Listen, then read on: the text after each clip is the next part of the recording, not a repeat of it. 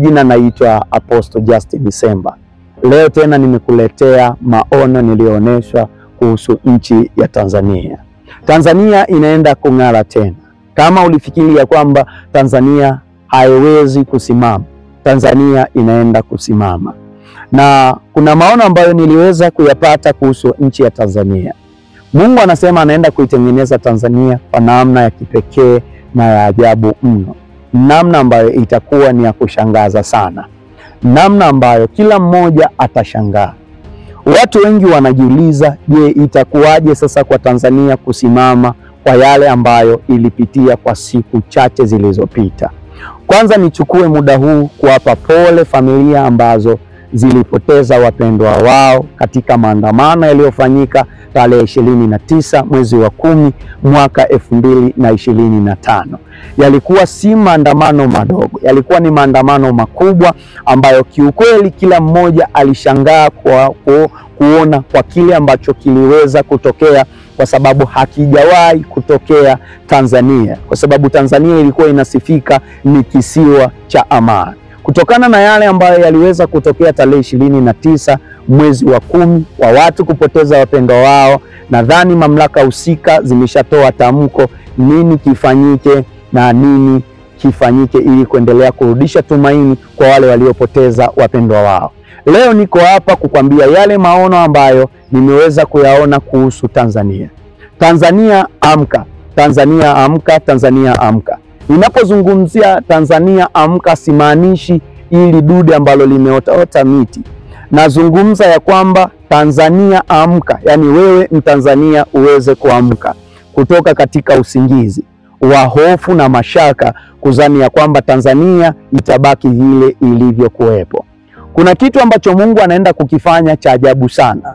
Mungu anaenda kuwaondoa wale wote maadui waliokuwa wakisababisha hofu na mashaka katika nchi ya Tanzania na kuweza kuwabakisha watu salama kwa mwaka 2025, 2026, 2027, 2028, 2029, 2030. Mpaka tunafika mwaka 2030, kuna kitu ambacho kinaenda kufanyika katika nchi ya Tanzania.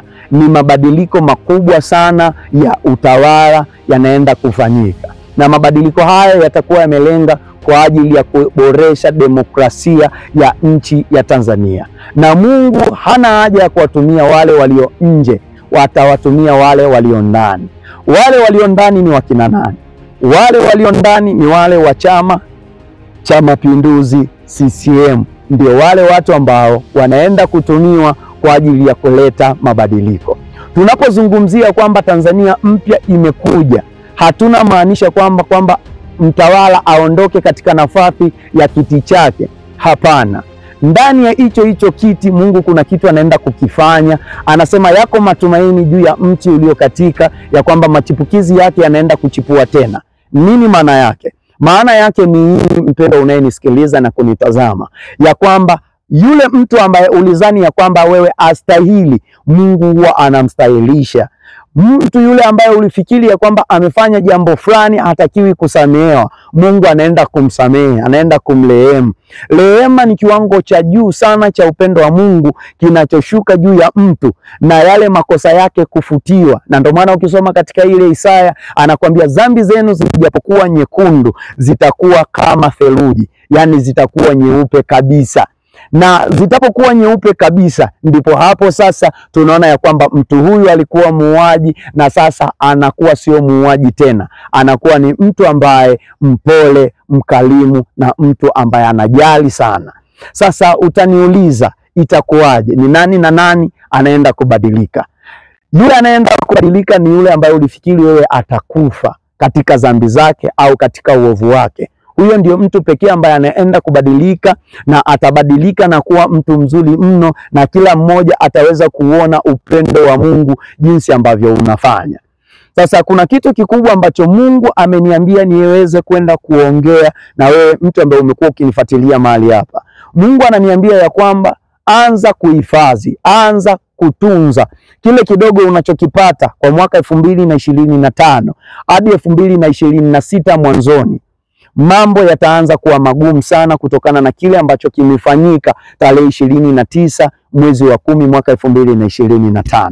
Yako maisha yanaenda kuibuka, yatakuwa ni maisha ambayo sio marahisi.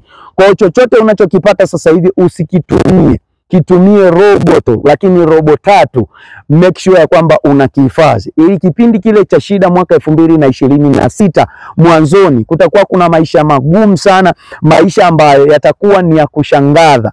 Hii yote ni kwa sababu tunataka tuirudishe ile Tanzania yetu ambayo tulikuwa tunaiona, alafu baadaye sasa maisha ya Watanzania yataimarika na kila mmoja ataanza kufurahia kuishi katika nchi hii ya Tanzania. Kwa sababu Mungu ameniambia ya kwamba anaenda kuwaibua watu watakaohitaji sasa hivi kulinda rasilimali. Na inawezekana kabisa kwamba kuna wale watu ambao walikuwa unaona kabisa hawa ni mafisadi, hawa ni walafi, hawa ni waizi. Mungu anaenda kuirekebisha tena mioyo yao na wanaenda kubadilika na kuweza kutengamaa tena katika haki na katika utu. Kwa hiyo Mungu anaenda kuweka mioyo mipya juu ya watawala wa nchi ya Tanzania. Hakika yake utawapenda, hakika yake utafurahi. Licha ya kwamba bado hofu na mashaka vitakuwa vimetawala, lakini watawala wanaenda kubadilishwa na nguvu ya Mungu aliye hai, na wala hawatabaki kama walivyo. Yawezekana ulishawahi kumuona mtu labda pengine zamani alikuwa ni mtu wa kutetea haki, lakini kwa mwaka 2024 2023 alibadilika. 2025 2026 hawa watu tena hawatakuwa kama wale ambao ulikuwa unawaona. Kuna kitu ambacho Mungu anaenda kukifanya katika nchi ya Tanzania, ni kitu kikubwa mno, kwa sababu Tanzania inaenda kung'aa. Tanzania inaenda kung'aa kwa sababu gani? Tanzania inaenda kung'aa kwa sababu Mungu amelitaka ili taifa. Na sasa ili uweze kuamini ya kwamba Tanzania ni nchi ambayo Bwana ameitaka, ziko nchi ambazo zitahitaji kuleta chokochoko juu ya mipaka ya nchi ya Tanzania. Kutokana na kile ambacho kimetokea tarehe 29 mwezi wa 10, watafikiri kwamba Tanzania ni nchi dhaifu, Tanzania ni nchi dhaifu mno, lakini wasichokijua ya kwamba Tanzania imeimarishwa. Tanzania ni nchi ambayo wapiganaji wake wamepewa neema ya kimungu, na maanisha JWTZ.